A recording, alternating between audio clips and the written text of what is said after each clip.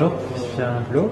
Bonjour. Je vais commencer par se présenter et présenter l'endroit dans lequel on se trouve. On peut un peu expliquer ce que c'est que Eh Titulus. bien, nous sommes à Titulus. Titulus, c'est une cave à vin. Qui a essentiellement des vins naturels.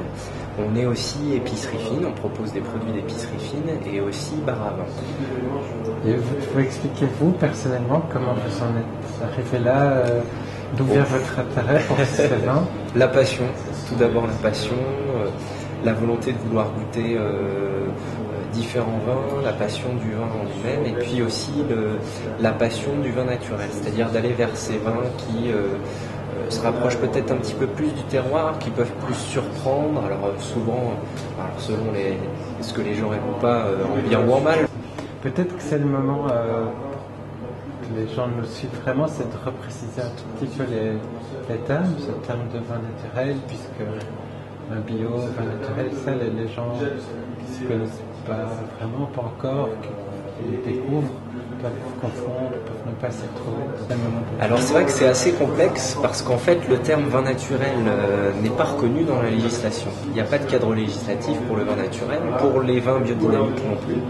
Il y a en fait au niveau de la législation deux choses. Il y a la législation pour les vins en général, on appelle plutôt vins conventionnels en général, et puis une législation pour les vins biologiques.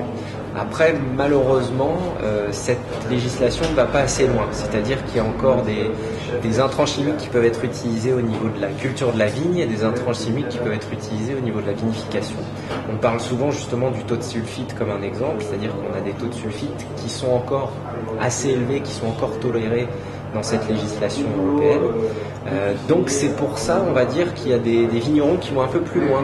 Alors, ceux qui sont plus dans la biodynamie vont s'inspirer en fait d'une philosophie, d'une méthode en fait mise en place par un philosophe qui était Rudolf Steiner, qui était de cultiver la vigne en utilisant des préparations à base végétale, minérale et naturelle, animale même des fois justement, et donc suivre aussi, se baser sur le calendrier lunaire. Donc on est vraiment sur une méthode très précise. Alors dans la biodynamie c'est pareil, on a des gens qui vont être très rigoureux et qui vont suivre à la lettre un peu les principes de Steiner, et puis on a des gens qui vont s'inspirer du calendrier lunaire pour faire leur préparation, et qui vont s'inspirer de préparations que Steiner ou d'autres ont pu développer et dont les effets empiriques ont montré des résultats. Vin naturel, on va aller peut-être un tout petit peu plus loin, c'est-à-dire que vin naturel, ce sont en général, c'est ma définition évidemment, parce qu'il n'y a pas de définition et que beaucoup donnent différentes définitions. Pour nous, en tout cas, nous trois, ici on travaille les vins naturels dans l'idée que ce sont des vignerons qui n'utilisent pas d'intrants chimiques du tout dans la vigne.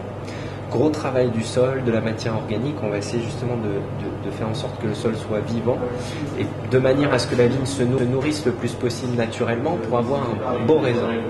Mais ce qui m'intéressait, en rebondissant sur tout ce que vous venez de dire, c'est l'articulation entre cette manière de travailler, cette autre manière de concevoir le vin, comment on le fait, et puis ce que ça donne dans la bouteille, dans le verre, en bouche, les goûts. Chacun a son goût, même nous, on a tous nos goûts différents. Nous, effectivement, on aime beaucoup les vins naturels, comme de plus en plus de personnes, sûrement parce que ce sont des vins qui sont peut-être plus sains, avec une meilleure buvabilité, souvent, plus accessible, plus facile, comme ça, tout de suite. Après, ce qui est intéressant, c'est que pour nous, il s'agit aussi d'une question de goût.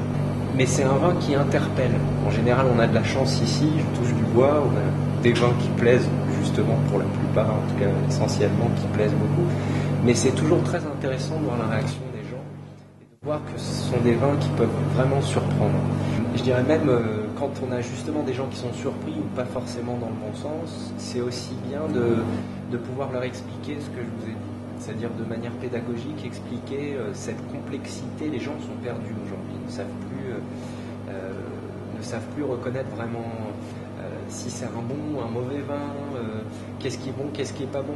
Nous, notre travail, c'est d'essayer d'expliquer aux gens ce que sont des vins naturels, ce qu'on pense que sont des vins naturels, parce qu'il y a beaucoup qui ont différentes définitions, mais l'important, surtout d'expliquer que c'est un travail d'un vigneron. On est sur un travail d'un homme, d'une femme. Et nous, on travaille aussi beaucoup à dire aux gens qu'on n'est pas des ayatollahs, c'est-à-dire Le vin naturel, c'est pas forcément que du vin sans sulfite absolu, c'est surtout le respect du travail de vigneron. Si le vigneron a fait tout son travail et qu'à la fin, effectivement, dans sa quête du sans sulfite, il doit mettre un peu de sulfite parce que sinon son vin ne va pas se tenir, effectivement, c'est pas grave, ça reste un vin qui peut être très bon. On est finalement, certains le disent, c'est un mot, un peu des passeurs de vin, c'est-à-dire que nous on est les passionnés qui transmettent ça, mais ce sont les vignerons qui font le travail.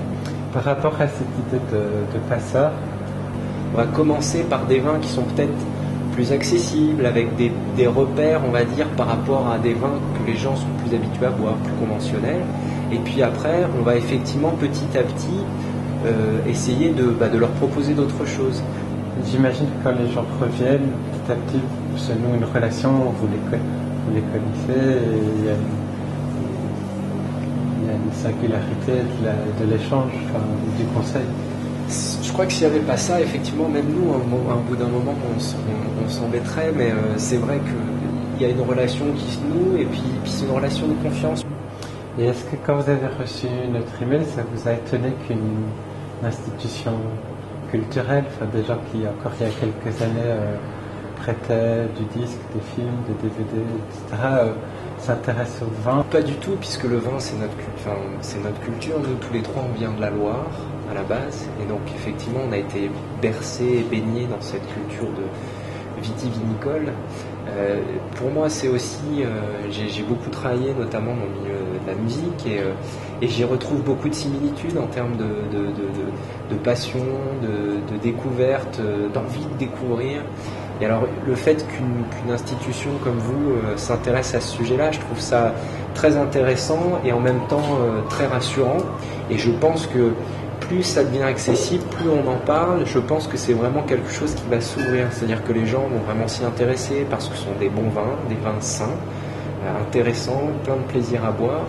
Et la raison principale, c'est surtout la pédagogie. Si au moins, voilà, des explications que j'ai pu apporter, que d'autres vont apporter tout au long de la conférence, peuvent effectivement faire un peu bouger les lignes et faire prendre conscience aux gens, leur donner peut-être plus de repères pour se retrouver dans ce complexe monde du vin, ça sera déjà un bon pas de franchi. Je propose qu'on finisse par quelque chose qui est peut-être compliqué. C'est compliqué. C'est un ou deux coups de cœur. D'abord la Nine de Jean-Baptiste Sénat. Là, on est sur un Syrah, Mourvèdre, Cinsault, Carignan. Et j'en ai oublié un. Carignan, Mourvèdre et Grenache, évidemment. Grenache, donc là 5 cépages, c'est Jean-Baptiste Sénat et Charlotte Sénat qui sont installés dans l'Aude, qui font ce vin. C'est un vin qu'on aime beaucoup. Et puis en vin blanc, je suis tombé tout de suite sur Premier Rendez-vous, gros coup de cœur. Premier Rendez-vous, ce sont aussi deux gros passionnés, Lise et Bertrand Jousset, qui sont deux vignerons qui sont à Montlouis-sur-Loire. C'était difficile de choisir, mais voilà déjà deux vins à découvrir avec plaisir. Okay. Merci beaucoup. Merci à vous surtout, et j'espère que cette conférence fera beaucoup de bien, en tout cas dans l'idée que les vins naturels puissent être compris et découverts.